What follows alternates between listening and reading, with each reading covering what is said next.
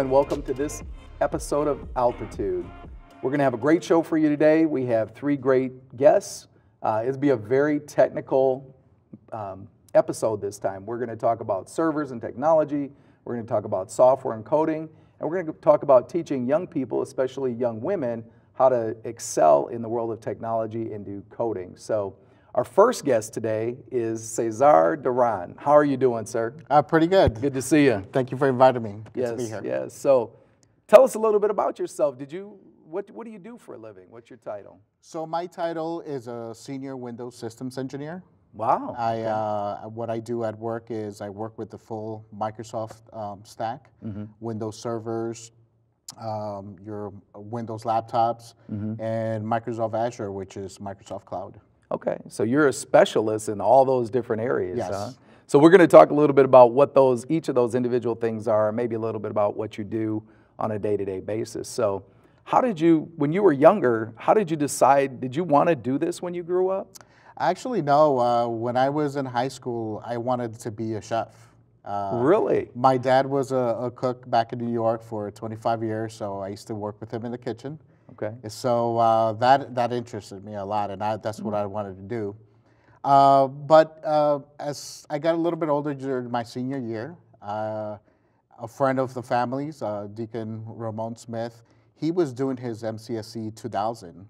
And since I was pretty close with him, and he showed me his setup that he had in his basement. I saw tons of computers, routers, wiring everywhere. I'm like, what is all this? And they were all talking to each other? Yeah, Okay. he had a full network, Active Directory, the full throttle, yeah. Okay. And that interested me, and I started asking tons of questions. And he said, you know what? You should probably start with the A+. Oh. And I started there, and Okay. you know, everything started from there. So A+, tell us a little bit about what A+ is. Is that a CompTIA A+ certification? Is that this? Yes, Okay. at the time it was the course, not the certification. But where I worked, around the corner was a technical school, and they were offering the A+ course. Okay. And so I started there. Went to school in the mornings, worked in the afternoons, and I started there learning computer hardware. You know, back then when floppy drives and zip drives were still popular in the thing. Don't show our age. Don't show our age. So I started there, and it just hooked me. Okay.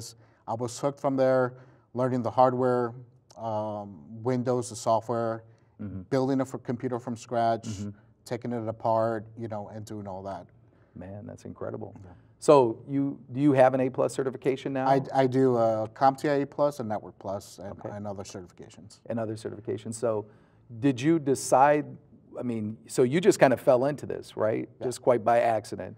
And a lot of students fall into it because, you know, you go to high school, you're studying for your tests and trying to get through high school, and then what are you going to do when you get out? Right. And not everybody has a master plan, right? And the crazy thing is most everybody doesn't have a master plan when it comes to going to school. So it's very important that you come and share your experience and your talents with us here on this show. And hopefully, as you indicated, you come back and volunteer too at the Altitude and the Minnesota STEM Partnership. So tell me a little bit about, so you wanted to be a chef, you wanted to do cooking, then you went into the certifications, fell into the technology. What type of things does that afford you to do now? I mean, are you glad that you got into it? I mean, are you able to go on vacations? Are you able to, tell us about what it does for you in your life? Oh yeah, you know, I got to the point of where, you know, you start kind of at the bottom, right? Being a PC technician, then in my journey, I went from there to become a help desk analyst, and then from there, server administrator, and then a systems engineer where I'm at now.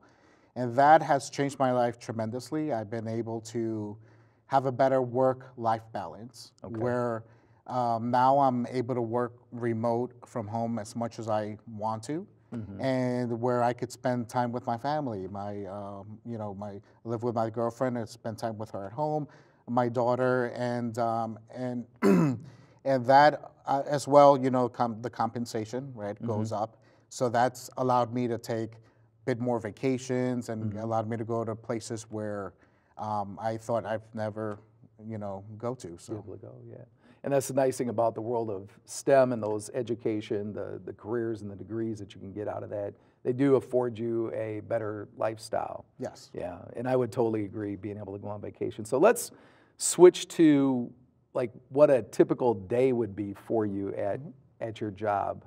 Because I saw, by the way, I saw a picture of your office, and you had like 4 or 5 monitors. It looked like a NASA space control in there. Yeah, that's my home office. So where when I'm at home, I have all most of work stuff going on, and Netflix going on the 4th monitor. Yeah. Don't tell the boss. But I have the same setup at work, and typical day. It could go from anywhere from someone submitting a ticket that they need access to a specific server or share where we host tons of data files where somebody from the HR department or finance, hey, I need access to this because I'm in charge of this project. Okay. Something as simple as that to where our email server is down, nobody could communicate, where it's a severe ticket where we need to engage. Either if it's one of our mail servers in our data center in the basement where we have to physically go down there and touch it and work with it, or if we need to engage our cloud vendors, our cloud partners such as Microsoft. We also manage Google and Amazon Web Services. So if we need to engage one of those vendors, we need to work at hot issue with them. So yeah, and I know you use a lot of technical terms. We're not going to stop and explain all of them right now. We'll maybe put a little caption or something up. Tell me a little bit about some advice that you would give to a 16-year-old, where you're at now compared to where you started. You kind of fell into the A+ certification in a good way. But what advice would you give that 16-year-old to get into this high-tech world? And then, how long would it take, do you think, for them to achieve that? I would, if I would give advice to maybe a 16-year-old me, I would make sure that persistence and also the hunger to have knowledge and to never stop learning. Because when I was younger, I was also interested in tech. Like whenever my dad had a radio or a small TV, I would like to take it apart and just look at what it was inside. So that, I was keen to that, right? But so if someone is young and they have sort of that tinkering mentality, I would say, definitely start your A+. Fundamentals are key. Because if you have your solid fundamentals, you could build on that. Like if you CompTIA, your A+, you'll have the computer architecture knowledge. And then jump over to your Network Plus, where you could, go into the networking world, where networking connects everything in the world. So, systems wouldn't be systems without the network behind it, right? Yeah, definitely. So, for having those fundamentals, you could build on that and go into programming, coding, be a systems engineer, or go completely into cloud and be a cloud engineer. So. So what I would recommend, start there, start with your fundamentals, get a good grasp on them.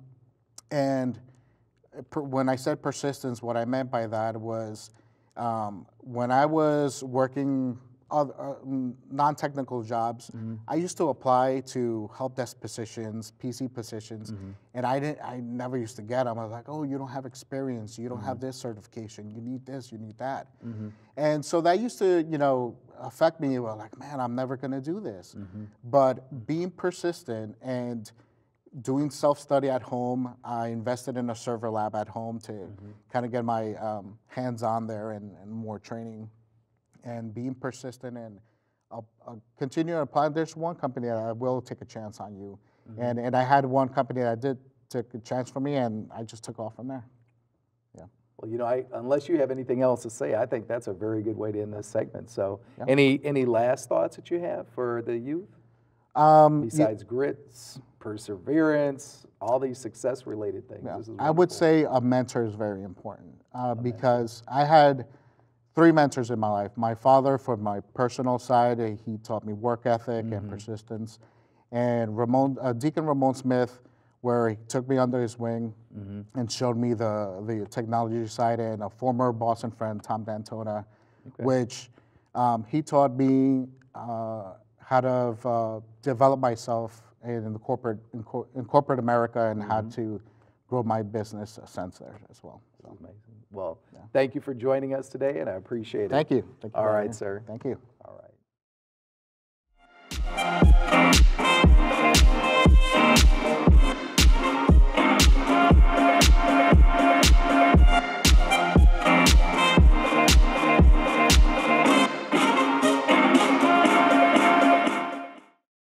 Welcome back. And with me is Brianna McCullough. How are you doing today? I'm great. How are you? I'm wonderful. Well, thank you for joining us on Altitude today. I understand that you are a 9-to-5er, right? So you have a corporate job, and you also are an entrepreneur. You have your own STEM-related and other type of business. Yes. So we're going to dive right in and just jump right in. So tell us what you do on your 9-to-5. So I am a network automation engineer at Target Corporation. I work with network configurations on our servers. So I always tell people I work in infrastructure, right? So if I'm doing my job correctly, you should never see me, because infrastructure is what lays under like applications and stuff like that. So I just work with the servers behind the scenes. And I am the founder of Bree Limitless. It's a woman empowerment brand. It's how I have documented my journey in technology. It's like my baby, and I plan to do some coding camps and things through my brand. Sure, fantastic. Well, before we dive into that, tell us a little bit about, in the realm of education, did you always, when you were younger, like you were 16 years old, did you always decide you were going to be a network automation engineer? No. Okay. If you would have asked me when I was 16 if I even knew what a network automation engineer did, I would have told you no. I had no idea. I wanted to be a doctor, to be honest. And through that journey, I've learned like what we want in life changes over time. So I went to college and got 3 years in, and I was still majoring in human biology. Okay. So it took me 3 years and wasted college credits before I figured out what I wanted to do. Right, right. And that's a big story. It's in the news, you know, student loans, and, you know, you go to a 4-year school, but then by the time you get through it, either everything's changed or the, you know, the technology is morphing so quickly, you know. So I'm glad that you had a chance to really decide to do what you wanted to do. Absolutely. So tell us a little bit about lifestyles, like outside of your work and outside of maybe Bree Limitless is what you do for fun. Do you do anything for fun, or what do you like to do with all your money you make as a... If you follow me on social media, you know I'm always out of town. I am on the go all the time. I'm from Detroit, Michigan, so I go home a lot. Okay. I have 2 older brothers and a big family. I have nieces. I love them to death. I go home a lot, and I travel. I'm always overseas. I'm always shopping. So it's been a lot of fun. Well, with your job that you do and with the company that you work for, it affords you those luxuries to be able to go do those things. Absolutely. So there's a better lifestyle in place for you. So tell us a little bit about what a day-to-day 9-to-5 part of your life is like at the company that you work for. Yeah, so I would say that I work a very flexible schedule, which is great, which is why like 9 to 5 doesn't really always fit. Okay. You know, when people talk about jobs, they always assume 9 to 5, but I kind of make my own schedule. So as long as I'm getting work done and things are moving in place, then I could get to work at 7 a.m., leave at 3, or get to work at 8, stay later some days. It just depends on what the work is like for that day. Right now I'm learning Ansible, which is a new network configuration tool, and we're moving away from Chef. So I've just been spending the last couple of weeks really learning, and that's another thing. You never stop learning as an engineer. It never stops, like never. And I put emphasis on never. I think the biggest thing that I've learned is that learning never stops. Sure. Tell me a little bit about the word automation. So give me one example of automation, and I'll throw out, you know, kind of the slow pitch softball. So I have a desktop or a virtual desktop, and is it in that realm, or are you doing the server side? I'm on the server side. Okay. So I always say automation for me is like do what I say without me having to tell you to do it, right? So automation is basically taking the manual handprint away from everything. Like things are still going to run whether I manually do it or not. It's automated. So instead of me going step by step, clicking something and typing something, then I click again, then I wait 10 minutes, and I click again and wait 10 minutes. You actually do all that automation for me, so I don't have to sit there for an evening and do everything in sequence. Well, I don't even do it. The system does it. It's taking away the human interaction. So once you configure it so that you don't need that human interaction, then it's done.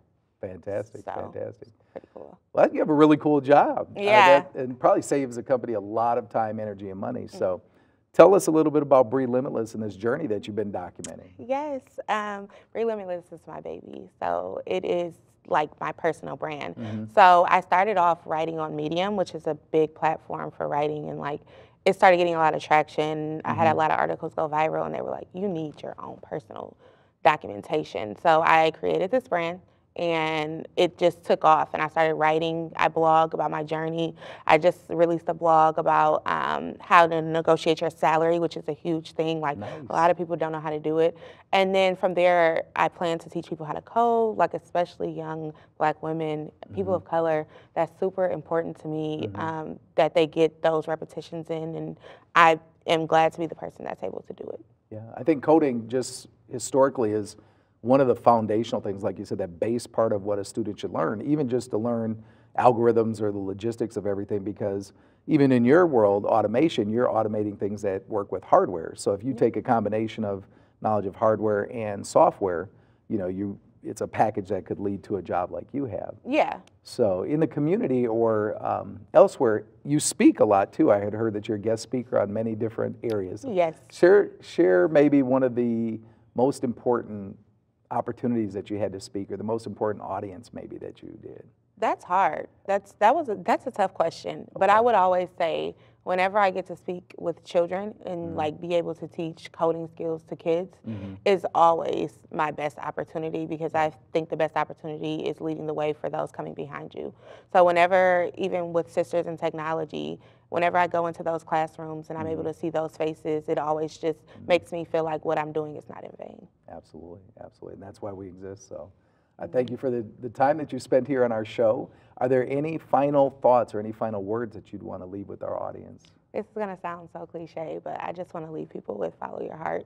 Like, I think follow your curiosity and following your heart are two of the biggest things, no matter what that is, and career-wise for you. Oh, yeah, absolutely. Well, thank you very much. Thank you for having me. Thank you for coming. Absolutely.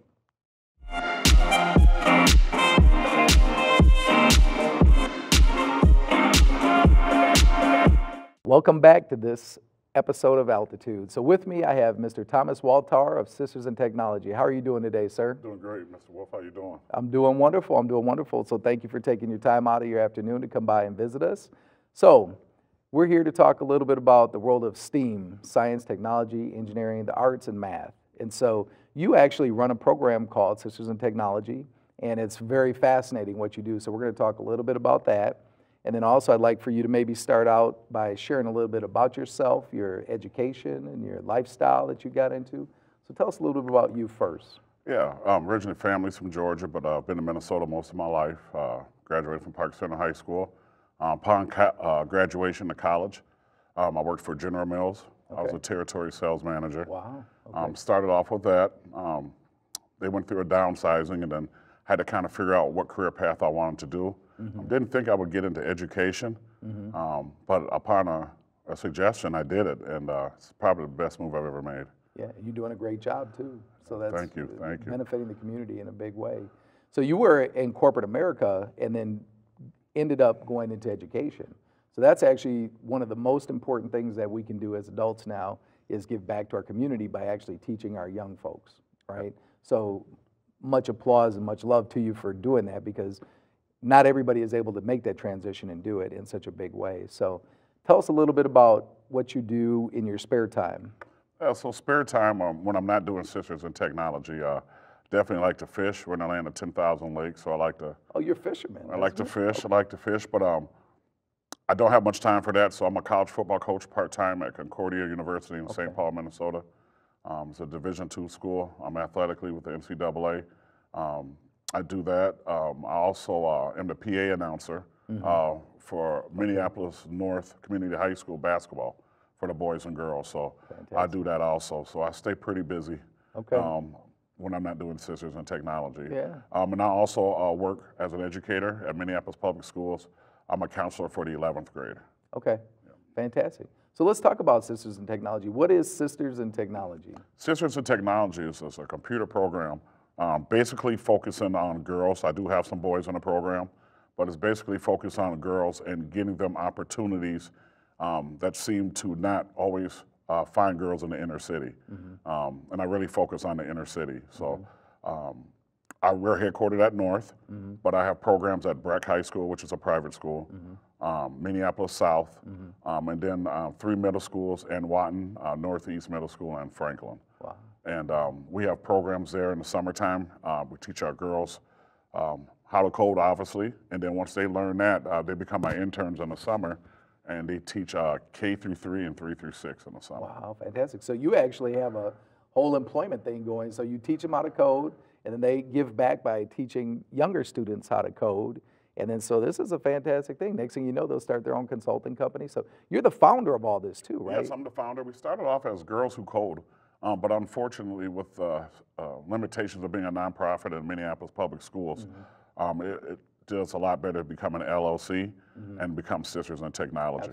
Absolutely. So it's been actually it's been positive for us, and we're getting ready to go to Silicon Valley in another week during spring break, and go to Facebook, YouTube, Salesforce, and Twitter. Can you take like old people? Can I go? Because I want to go to Silicon Valley too. Yeah, come on. But yeah, it's a great opportunity. Most of our girls don't ever get a chance to leave Minneapolis, none else Minnesota. So this will give them a chance to go to Silicon Valley and see what exactly those IT companies do. Absolutely. Well, maybe after you go, you can come back in about a month or so, and then bring a student or two and tell us all about what that field trip was about, right? Yeah, they'll love to do that. That would be a great experience for them, and they're looking forward to it.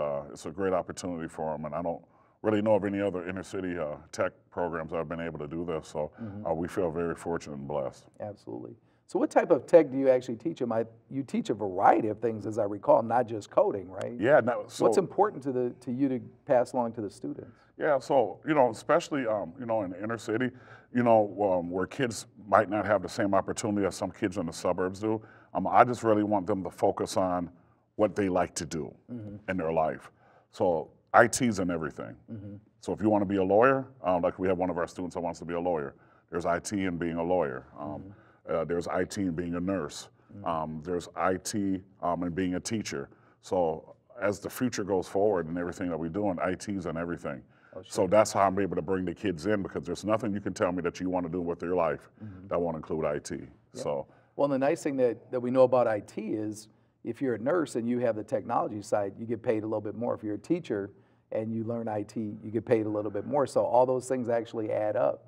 Absolutely. So it does pay off in the end. It does. Are there any, you probably speak to students all the time, but for our viewing audience, what advice would you give to a 15, 16-year-old young man, young woman about the career maybe they should consider, maybe options, right? Because you and I'm just going to interject one last thing, is you and I talked a little bit about how students can go, right out of high school and start working, and then they can get a certificate, right, or learn to get technical certificates.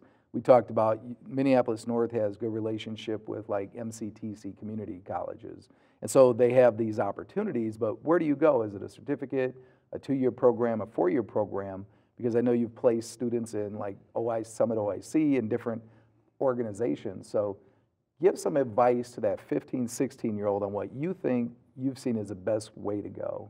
First of all, for the 15 and 16-year-old, typically that's when kids lose interest in IT. If you look at the numbers, kids typically lose interest in IT between 14 and 17, 14 and 16.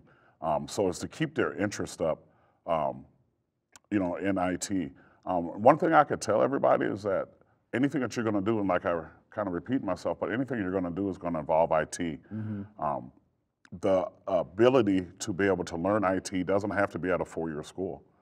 It could be at a 2-year school.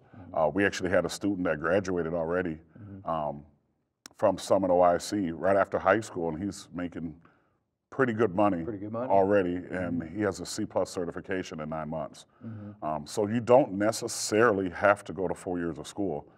We all know that everybody's financial situations are different. And sometimes kids try to go to a 4-year school and don't finish because of finances. I'm trying to tell kids you don't have to go to a 4-year school. You can go to a technical school. You can go to a program that will allow you to get some type of certification, and you can still have a great life. You don't have to depend on being $80,000 to $100,000 in debt in order to have an IT career. Absolutely. Another thing too, if they have these certifications and the 2-year degrees, they can get into the workforce a lot faster, or start their own business, of course. But you can maybe sign up with a company, a major company, local. There are more, you know, second, I guess, highest ranking number of world headquarters anywhere in the United States other than, you know, here in the Twin Cities. Get that job and then work with a company and have them pay for your 4-year degree. Absolutely. Right? And not have them, but, you know, many big companies have training programs where they'll give you college money for college and all that stuff. So what you're doing is just fantastic. Thank you. Yeah, Thomas, we have I a student that actually went through the program, and he's at the Federal Reserve Bank. Okay. The student that I'm talking about, and they're going to pay for his additional education. Right. So that's one good thing too, is placing kids in places that their employer will help them further their education. So. Absolutely. Well, thank you for taking your time today. Thank you for your time. Appreciate it. I appreciate it. All right. Thank you. Thank you, sir.